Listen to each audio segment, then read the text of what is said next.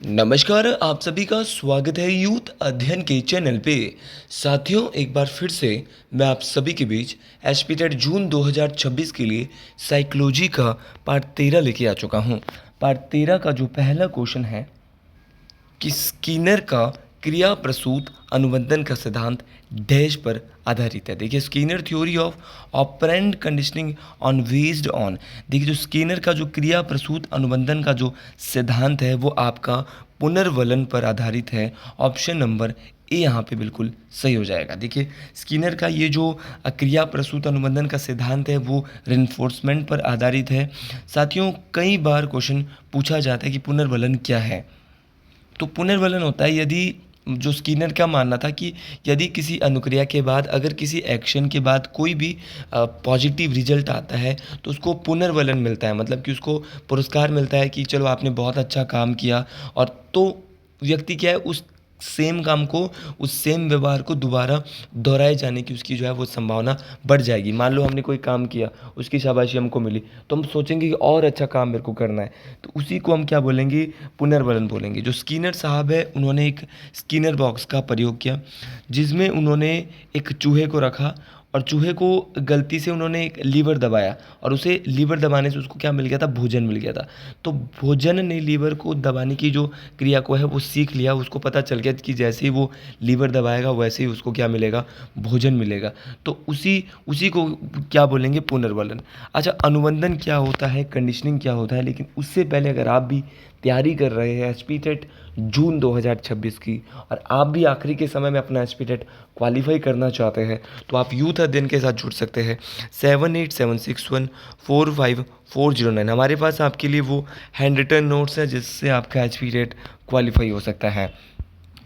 अगला क्वेश्चन है कि लेव वाइगोत्स्की के अनुसार डैश बच्चों की संकलनात्मक योग्यताओं के विकास में महत्वपूर्ण भूमिका निभाता है। देखिए, as per Lev Vygotsky dash plays significant role in the development of conceptual abilities among children. देखिए, जो वाइगोत्स्की है उसके अनुसार जो बच्चे हैं उनकी जो संकल्पनाएँ, जो योग्यताएं हैं, उनका जो डेवलपमेंट है उसमें जो महत्वपूर्ण भूमिका निभाता है वो क्या निभाता है, तो ऑप्शन नंबर बी जो सहकर्मी सहयोग है वो यहाँ पे बिल्कुल सही हो जाएगा।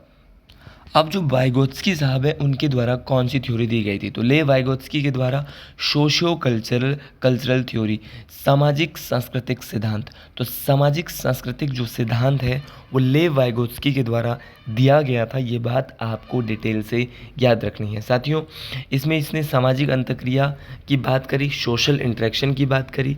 इसने जो है वो वाइगोत्स्की का मानना था सोशल इंटरेक्शन का जो इसका मतलब था वो था कि जो बच्चे हैं वो समाज, संस्कृति और अपने आसपास के लोगों से बातचीत करके सीखते हैं। और जो सहकर्मी सहयोग है, पीर कोलेब्रेशन है, इसमें जब बच्चे अब हम उम्र या सहकर्मियों के साथ मिलकर अपनी समस्या पर काम करते हैं तो वो एक दूसरे को विचारों को समझ आता है। इन्हीं संकलनात्मक योग्यता को सोचने समझने की क्षमता से उनका तेज़ी से क्या हो जाएगा, विकास होगा। तो यही बात यहाँ पे बोली है कि महत्वपूर्ण भूमिका जो बच्चे के विकास में निभा रहा है संकलनात्मक योग्यताओं में वो है सहकर्मी सहयोग, पीर कोलेब्रेशन। तो ये आपका जो रूसी मनोवैज्ञानिक जो लीव वाइगोत्स्की है, ये भी पूछा गया किस देश के है, तो रूसी मनोवैज्ञानिक जो लीव वाइगोत्स्की है उनके सामाजिक सांस्कृतिक सिद्धांत से लिया गया है। इनके द्वारा ही जेपीडी की बात की गई है। अब जेपीडी क्या है, तो जेपीडी का पूरा नाम पूछा गया है जोन ऑफ प्रोक्सिमल डेवलपमेंट। तो zone of proximal development JPD का पूरा नाम है। वाइगोत्स्की ने समीपस्थ विकास क्षेत्र का विकास का सिद्धांत दिया था। ये भी क्वेश्चन पूछा गया है कि जोन ऑफ प्रोक्सिमल डेवलपमेंट, या हिंदी में आ सकता है समीपस्थ विकास का क्षेत्र। तो समीपस्थ विकास का क्षेत्र ये सिद्धांत किसने दिया, तो समीपस्थ विकास का जो क्षेत्र है, जोन ऑफ प्रोक्सिमल डेवलपमेंट, वो भी वाइगोत्स्की ने दिया। मतलब जेपीडी में क्या होता था कि उनके अनुसार जो बच्चा है वो काम अकेले नहीं कर सकता, उसे अपने दोस्तों की, अपने सहकर्मियों या बड़ों की मदद से वो और आसानी से उस चीज़ को सीख लेता है। क्या ये मुहूर्त पुरस्कार क्यों नहीं था? तो मुहूर्त पुरस्कार ये बिल्कुल नहीं था, क्योंकि वाइगोत्स्की भारी पुरस्कार जैसे चॉकलेट या पैसे को सीखने का मुख्य आधार नहीं मानते। तो ये सारी बातें ये तो स्किनर का मानना था, मुहूर्त पुरस्कार वगैरह। तो ये सारे ऑप्शन गलत है। पीर कोलैबोरेशन बिल्कुल सही हो जाएगा। आपका जो सहकर्मी सहयोग है, जहाँ पर बच्चे अपने दोस्तों से, अपने हम उम्र के बच्चों से अपनी समस्याओं पर काम करते हैं और एक दूसरे के विचारों को बहुत अच्छे से समझते हैं, जिससे उनका विकास होता है, संकल्पनाओं का विकास होता है, जो उनकी कंसेप्चुअल जो एबिलिटी है वो बढ़ती है, वो होती है पीर कोलैबोरेशन में। आने वाले समय में भी ये क्वेश्चन आपको साइकोलॉजी में देखने को मिल सकता है। अगला क्वेश्चन है कि जो इवान पावलोव है वो किस देश के रहने वाले? तो इवान पावलोव की जब भी बात करें तो वो एक रूसी मनोवैज्ञानिक थे। ऑप्शन नंबर बी यहाँ पे बिल्कुल सही हो जाएगा। इवान पावलोव का जो पूरा नाम है वो एक क्या नाम है? तो इनका पूरा नाम है इवान पेत्रोविच पावलोव। तो इवान पेत्रोविच पावलोव इनका पूरा नाम था। जब भी मैं बात करता हूँ इवान पावलोव साहब की, तो इनके द्वारा एक थ्योरी दी गई थी, जिस थ्योरी का नाम था शास्त्रीय अनुबंधन का सिद्धांत। तो शास्त्रीय अनुबंधन का सिद्धांत, क्लासिकल कंडीशनिंग थ्योरी, जो किसके द्वारा दी गई थी? तो वो भी इवान पावलोव के द्वारा ही दी गई थी। ये बात बहुत बहुत इंपॉर्टेंट है कि शास्त्रीय अनुबंधन का सिद्धांत किसने दिया? तो इवान पावलोव ने दिया। भाई इवान पावलोव को कई बार मैं बोल चुका हूँ, 1904 में इनकी थ्योरी के लिए नोबेल पुरस्कार भी मिला है। और ये बहुत बहुत इम्पॉर्टेंट है। किस देश के मनोवैज्ञानिक है? रूसी मनोवैज्ञानिक है। इन्होंने जो है वो कुत्ते की लार ग्रंथि पर प्रयोग किया था। तो प्रसिद्ध जो इनका प्रयोग है वो कुत्ते की लार ग्रंथि पर प्रयोग है, और इसी पाचन क्रिया पर उनके काम के लिए 1904 में उनको नोबेल पुरस्कार मिला था। ये बात बहुत बहुत इम्पॉर्टेंट है। अगला क्वेश्चन है कि साइकोलॉजी शब्द की उत्पत्ति किस भाषा से हुई है? देखिए, साइकोलॉजी जो शब्द है इसकी जो उत्पत्ति है वो ग्रीक लैंग्वेज से, ग्रीक लैंग्वेज से जो है वो साइकोलॉजी शब्द जो ये बना है। देखिए, ये यूनानी भाषा के दो अलग अलग शब्दों से मिलकर हुई है। एक है साइकी। साइकी साइकी का अर्थ होता है क्या? कई बार पूछा गया। तो साइकी का अर्थ होता है सोल या आत्मा। और दूसरा है लोगोस। लोगोस का अर्थ क्या होता है? तो साइकिलोगोस। तो साइकिलॉजी इसको बोलते हैं। लोगोस का अर्थ होता है अध्ययन या विज्ञान।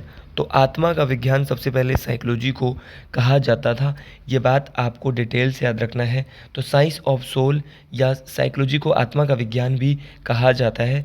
मतलब कि धीरे धीरे इसकी जो परिभाषा है वो धीरे धीरे बदलती गई, लेकिन ये दो शब्दों से मिलकर बना है, और वो शब्द ग्रीक भाषा के साइकी प्लस लोगोस से मिलकर बना है। साइकी का अर्थ आत्मा या मन होता है, और लोगोस जो है इसको लोगोस का मतलब अध्ययन या विज्ञान होता है। ये दोनों बातें आपको डिटेल से याद रखना है।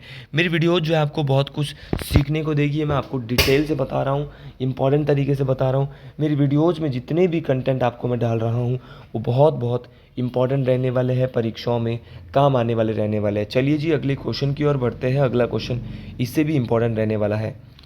अगला क्वेश्चन है कि मनोविज्ञान की प्रथम प्रयोगशाला किसने स्थापित की थी? देखिए, first laboratory of psychology was established by. देखिए, मनोविज्ञान की जो प्रथम प्रयोगशाला है वो डब्ल्यू वुंड, भाई जो डब्ल्यू वुंड साहब है, विलियम वुंड साहब है, इनके द्वारा मनोविज्ञान की प्रथम प्रयोगशाला को स्थापित किया गया था। साइकोलॉजी की जो फर्स्ट लैब है वो विलियम वुंड ने लगाई, चलो समझ गए। लेकिन क्वेश्चन पूछा जाता है कि कब लगाई? तो मनोविज्ञान की पहली लैब 1879 में लगाई थी। कब लगाई थी? 1879 में विलियम वुंड के द्वारा लगाई गई थी। तमाम साथियों को ये बात बिल्कुल पता होनी चाहिए कि मनोविज्ञान की जो फर्स्ट लैब है वो कब लगाई? तो वो लगाई थी 1879 में। चलो ये बात समझ के कहाँ लगाई ये भी क्वेश्चन पूछा जाता है। तो मनोविज्ञान की पहली प्रयोगशाला जर्मनी के लिप्जिंग में। जर्मनी के कहाँ पर? तो जर्मनी के लिप्जिंग में मनोविज्ञान की प्रथम प्रयोगशाला या दुनिया की पहली आधिकारिक मनोविज्ञान प्रयोगशाला की स्थापना की गई। देखिए, बात करें विलियम वुंड की तो कई किताबों में और इनको फादर ऑफ मॉडर्न साइकोलॉजी, आधुनिक मनोविज्ञान का जनक भी कहा जाता है। इनको ही फादर ऑफ इंट्रोस्पेक्शन मेथड, अंतर जो आपका इंट्रोस्पेक्शन मेथड है उसका भी फादर इनको ही कहा जाता है। और इन्हीं को जो है वो प्रयोगात्मक मनोविज्ञान, फादर ऑफ एक्सपेरिमेंटल साइकोलॉजी, प्रयोगात्मक मनोविज्ञान का जनक, तो वो भी विलियम वुंड को ही कहा जाता है। तो तमाम साथियों को ये डिटेल से याद रखना है, बेहतरीन तरीके से याद रखना है। और ये किस देश के मनोवैज्ञानिक थे? तो ये जो है वो जर्मनी देश के मनोवैज्ञानिक थे। ये बात आपको डिटेल से याद रखनी है। साथियों, बात करें सिगमंड फ्रॉइड की, ऑप्शन में नाम दिया है तो सिगमंड फ्रॉइड के द्वारा ये जो है वो father of psycho analysis, father of psycho analysis को बोलते हैं मनोविश्लेषणवाद के जनक। तो मनोविश्लेषणवाद के जनक कौन है? सिगमंड फ्रॉइड है। उसी प्रकार ऑप्शन में दिया है पैवलोव। इवान पावलोव आपके एक रूसी मनोवैज्ञानिक हैं और उनके द्वारा क्लासिकल कंडीशनिंग थ्योरी दी गई थी। ये हमने थोड़ी देर पहले इनके बारे में पढ़ा। जेबी वॉटसन, जब भी बात करें जेबी वॉटसन की तो जेबी वॉटसन के द्वारा व्यवहारवाद का जनक, तो फादर ऑफ बिहेवियरिज्म की फादर कौन है? व्यवहारवाद के जनक कौन है? तो व्यवहारवाद के जनक जो है वो कौन है? जेबी वॉटसन है। और वर्तमान का जो मनोविज्ञान है वो व्यवहार का विज्ञान है, इसीलिए ये किसके द्वारा कहा गया? तो वॉटसन के द्वारा। तो जितने भी क्वेश्चन में एक्स्ट्रा क्वेश्चन आपको बता रहा हूँ वो तमाम क्वेश्चन परीक्षाओं में काम आने वाले हैं। तमाम क्वेश्चन बहुत बहुत इंपॉर्टेंट है, इसीलिए हर एक क्वेश्चन को डिटेल से याद रखिए। परीक्षाओं में हर एक क्वेश्चन काम आने वाला है। अगला क्वेश्चन है कि डैश मानसिक आयु तथा क्लानुक्रमिक आयु का अनुपात है जिसे 100 से गुणा करते हैं। देखिए, अगर मानसिक आयु और क्लानुक्रमिक आयु एक एक है और गुणा में क्या है? 100 है, तो उसको क्या बोलेंगे? तो देखो क्या बोलेंगे, अगर मानसिक आयु और क्या है आपका क्लानुक्रमिक आयु और गुना में 100 है, जिसे 100 से गुना करते हैं तो वो क्या होगा? बुद्धि लब्धि होगा। इंटेलिजेंट क्वेश्चन हो गए तो बहुत ही आसान क्वेश्चन है। और बुद्धि लब्धि का फॉर्मूला क्या है ये आज बता रहा हूँ, याद रख लेना। मेंटल एज बटे में क्रोनोलॉजिकल एज, मानसिक आयु बटे में क्लानुक्रमिक आयु, गुणा में 100, ये फॉर्मूला है आईक्यू का, बुद्धि लब्धि का। ये बात आपको डिटेल से याद रखनी है। मानसिक आयु ये दर्शाती है कि बच्चे कि कोई व्यक्ति अपनी उम्र के बच्चों या लोगों की तुलना में मानसिक रूप से कितना परिपक्व और समझदार है। जो मानसिक आयु है इसकी जो अवधारणा है, मैं बता देता हूँ एक एक चीज़ को इस फॉर्मूले में भी। मेंटल एज की जो सबसे पहले अवधारणा है वो किसने दी? क्वेश्चन पूछा गया है। तो मेंटल एज के बारे में, मानसिक आयु के बारे में सबसे पहले अल्फ्रेड बीने ने बताया। उसी प्रकार सीए, तो सीए क्या है? क्रोनोलॉजिकल एज क्या है? क्लानुक्रमिक आयु क्या है? तो वह व्यक्ति, जिस व्यक्ति की बात हो रही है उसकी वास्तविक आयु होती है जन्म से लेकर अब तक वो कितने साल और कितने महीने का, उसको क्रोनोलॉजिकल एज बोलते हैं। और 100 से गुणा क्यों किया जाता है? क्योंकि अनुपात को दशमलव से हटाकर एक पूर्णांक या सरल संख्या में बदलने के लिए उसको 100 से गुणा कर दिया जाता है। और बुद्धि लब्धि का जो प्रसिद्ध सूत्र है वो दिया तो था विलियम स्टर्न ने दिया था, लेकिन स्टर्न साहब ने दिया था IQ बराबर MA बटे में CA, इतना दिया था। लेकिन विलियम स्टर्न ने तो इसका क्या दिया था? आपका संप्रत्यय दिया था। बुद्धि लब्धि के जनक विलियम स्टर्न है, लेकिन उसका जो पूर्ण रूप से उसका फॉर्मूला, जो सूत्र तैयार किया है वो क्या है? Lewis Terman. याद रखना है एक एक बात। लुईस टर्मन ने 1916 में क्या कर दिया? ये तो दे दिया जो इसने दिया था विलियम स्टर्न ने, MA बटे में CA, लेकिन गुणा में 100 लगाने का जो काम किया था वो लुईस टर्मन ने किया था। एक एक क्वेश्चन हल्के में आपको नहीं लेना है, हर एक क्वेश्चन को डिटेल से याद रखना है। मैं बार बार एक ही चीज़ बोल रहा हूँ कि आप एक एक क्वेश्चन याद रखें। अच्छा, कुछ और नाम दिए, जैसे सांवेदिक लब्धि क्या है? सांवेदिक लब्धि होता है इमोशनल क्वोशंट। देखिए, यह किसी व्यक्ति की अपनी और दूसरों की भावनाओं को समझने, उनको नियंत्रित करने तथा व्यक्त करने की क्षमता को मापता है। तो ये भी क्वेश्चन आ सकता है कि किसी भी व्यक्ति की अपनी और दूसरों की जो भावनाएं हैं उनको समझने में, उनको नियंत्रित करने में, उनको व्यक्त करने की जो क्षमता को मापने का काम करता है वो है सांवेगिक लब्धि, इमोशनल क्वोशंट। ये बात आपको डिटेल से याद रखनी है। दूसरी है तकनीकी बुद्धि। तकनीकी बुद्धि क्या है? तो यह किसी विशेष तकनीकी कार्य, औजार, मशीनों और समझने को उपयोग करने में क्षमता से संबंधित है। मतलब कि कोई भी विशेष जो तकनीकी कार्य है, मशीनें हैं, उनको समझने के लिए क्या चाहिए? आपको टेक्निकल इंटेलिजेंस चाहिए। भाई आपका समकालिक बुद्धि, इंटीग्रेटेड इंटेलिजेंस इसको बोलते हैं। ये क्या होता है? तो यह बुद्धि एक व्यापक रूप है, बुद्धि का एक व्यापक रूप है जिसमें विभिन्न प्रकार की मानसिक क्षमताओं का समन्वय होता है। जब भी विभिन्न प्रकार की मानसिक क्षमताओं का समन्वय होगा तो उसको बोलेंगे इंटेलिजेंट क्वोशंट, ये इंटीग्रेटेड क्वोशंट। ये बात आपको डिटेल से याद रखना है। और बुद्धि लब्धि तो आपको पता ही है कि क्या होती है। चलिए जी, अगले क्वेश्चन की ओर बढ़ते हैं। अगला क्वेश्चन है कि फ्रॉइड के अनुसार मूल मानव प्रेरणा है। देखिए, जो सिगमंड फ्रॉइड है, सिगमंड फ्रॉइड के अनुसार जो मूल मानव प्रेरणा है वो क्या है? तो वो आक्रामकता भी हो सकती है, आपका लिंग भी हो सकता है। तो ऑप्शन नंबर डी यहाँ पे ए और बी दोनों हो जाएगा। कुछ ऑप्शन आपको ऐसे भी याद रखने हैं। देखिए इसके बारे में मैं डिटेल से आपको बताऊँ तो अगर आपको समझ नहीं आया होगा तो जो फेमस मनोवैज्ञानिक सिगमंड फ्रॉइड है, उनकी एक थ्योरी है जहाँ पर उन्होंने मानव व्यवहार और प्रेरणाओं को समझने के लिए मूल प्रवृत्ति का सिद्धांत दिया था, जिसको बोलते हैं इंस्टिंक्ट थ्योरी। तो इंस्टिंक्ट थ्योरी भी किसने दी है? तो ये सिगमंड फ्रॉइड ने दी है। उनके अनुसार जो इंसानी दिमाग है और जो व्यवहार है वो मुख्य रूप से दो जैविक ऊर्जाओं पर, दो बुनियादी जैविक ऊर्जाओं या मूल प्रवृत्तियों मूव ड्राइव्स से संचालित होता है। जीवन की मूल प्रवृत्ति पहली उन्होंने इरोस बताई थी, दूसरी थैनोटोस बताई थी। तो इरोस जो है वो जीवन की मूल प्रवृत्ति होती है, जिसको लाइफ इंस्टिंक्ट बोलते हैं, और जहाँ पर जो है वो व्यक्ति को जीवित रहने के लिए आनंद, वंश बढ़ाने की इच्छाएं शामिल होती है।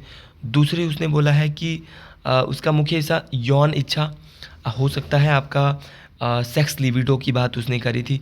तो ऑप्शन बी बिल्कुल सही हो सकता है, क्योंकि फ्रॉइड के अनुसार इंसानी व्यवहार को प्रेरित करने के लिए बेहद शक्तिशाली ताकत होती है। ठीक है, डेथ इनिशिएंट भी इसने बोला था। फ्रॉइड का मानना था कि आत्म विनाश और विनाश की एक अचेतन इच्छा होती है। ठीक है, तो ये ऊर्जा बाहर की तरफ निकलती है तो आक्रामकता, हिंसा और गुस्से के रूप में दिखाई देती है। तो ऑप्शन ए और बी मुझे दोनों बिल्कुल सही लग रहे हैं। ये मानव मूल प्रेरणा के मेन तत्व है दोनों। तो ऑप्शन नंबर डी बिल्कुल सही हो जाएगा। अगला क्वेश्चन है कि प्रकृति पोषण विवाद में प्रकृति से क्या अभिप्राय? What is the meant by nature in nature nurture controversy? देखिए प्रकृति पोषण विवाद में प्रकृति से जो अभिप्राय है वो क्या है, माफ़ी चाहूँगा आपसे। तो वो है आपकी क्या हो सकता है? तो देखो हमारे आसपास का वातावरण तो नहीं हो सकता, क्योंकि मनोविज्ञान और बाल विकास में प्रकृति जो नेचर वर्सेस नर्चर है, प्रकृति और पोषण है, एक महत्वपूर्ण और प्रसिद्ध विवाद बहस है। इसमें मानव के विकास और व्यवहार की बुद्धि को प्रभावित करने वाले दो मुख्य कारक पर चर्चा होती है। तो देखो हमारे आसपास का वातावरण तो नहीं हो सकता, आपका एक व्यक्ति की मूलभूत प्रवृत्ति भी नहीं हो सकती और संसार की जटिल शक्तियाँ भी नहीं हो सकती। तो क्या हो सकता है? तो ये हो सकता है आपका जैविकीय विशेषता या वंशानुक्रम सूचनाएं। देखिए जो जैविकीय जो biological Givens the heredity and information है, यही जो है प्रकृति पोषण विवाद में प्रकृति से अभिप्राय हो सकती है। अब आप बोलेंगे कि ऑप्शन बी ही क्यों सही है? क्योंकि जो आपका प्रकृति है उनका संबंध जो है उन सभी गुणों, उन सभी विशेषताओं से है जो कि किसी व्यक्ति के जन्म से या अपने माता पिता के पूर्वजों से आनुवंशिक जो रूप से हमें, जेनेटिक रूप से हमें जो मिलते हैं, वो ये बिल्कुल सही हो सकता है। इसीलिए ये ऑप्शन बी सही है, क्योंकि इसमें जैविकीय विशेषताएं, वंशानुक्रम, डीएनए, शारीरिक बनाव, जन्मजात जो प्रवृत्तियां जितनी भी है वो सभी शामिल है। इसीलिए इस प्रश्न के अनुसार जो प्रकृति का जो सही अर्थ है वो क्या है? जैविकी विशेषताएं और वंशानुक्रम सूचनाएं हैं। ये बात आपको डिटेल से याद रखना है। अब ये गलत क्यों हो सकता है? तो ये तो गलत होगा भाई, क्योंकि ये तो जो हमारे आसपास का वातावरण है ये पोषण को दर्शाता है, मतलब प्रकृति को नहीं दर्शा पाएगा, पोषण को तो दर्शा पाएगा। और एक व्यक्ति की मूलभूत प्रवृत्ति क्यों गलत हो सकता है? क्योंकि देखो मूलभूत प्रवृत्तियां जो इनिशियंस होते हैं वो व्यवहार का हिस्सा हो सकती है, लेकिन प्रकृति को सटीक और पूर्ण वैज्ञानिक परिभाषा को नहीं दर्शा पाएगी। संसार की जटिल शक्तियाँ अब एक बहुत ही सामान्य और एक अस्पष्ट कथन है जिसका हम इस मनोवैज्ञानिक संबंध से सीधा संबंध नहीं हो सकता कोई भी। तो ऑप्शन नंबर बी यहाँ पे बिल्कुल सही हो जाएगा। देखो जितने भी क्वेश्चन मैं आपको करवा रहा हूँ वो सारे क्वेश्चन टफ ज़रूर है, लेकिन मेरी सीरीज में धीरे धीरे आपको समझ आएगा। पार्ट 13 चल रहा है, तो 20 पार्ट की मैंने वादा करा है आपकी भी साइकोलॉजी की 20 वीडियो डालूंगा। तो ये वीडियोज़ आपको बहुत काम आने वाली वीडियोज़ है, ये वीडियोज़ आपको नंबर दिलाने वाली वीडियोज़ है। और आज आपके बीच बहुत सारी वीडियोज़ यूथ अध्ययन चैनल के माध्यम से आने वाली है। साथियों देखिए वह अवस्था जिसमें काम ऊर्जा साथी समूह के साथ सामाजिक संबंध विकसित करने में निर्देशित होती है, तो वो होती है आपकी काम प्रसुप्ति, लेटेंसी आपको याद रखनी है। देखिए जो आपका मनोलैंगिक विकास का सिद्धांत है सिगमंड फ्रॉइड का, तो उसी से ये ली गई है काम प्रसुप्ति। साथियों ये वह अवस्था होती है जिसमें काम ऊर्जा साथी समूह के साथ सामाजिक संबंध बनाने में निर्देशित होती है। देखिए काम प्रसुप्ति की जो अवस्था है लगभग इसकी उम्र जो है वो लेटेंसी स्टेज की उम्र होती है लगभग 6 वर्ष से आपका 12 वर्ष तक। इस अवस्था में बच्चे काम की ऊर्जा लिबिडो शांत या डोरमेंट हो जाती है और वो शारीरिक रूप से हटकर सामाजिक और बुद्धि गतिविधियों को मुड़ जाता है। तो साथियों, आज के लिए इतना ही। अगर आपको भी मेरी वीडियो अच्छी लगी है तो कमेंट बॉक्स में आप लिख सकते हैं हर हर महादेव। तमाम साथियों को राधे राधे, हर हर महादेव।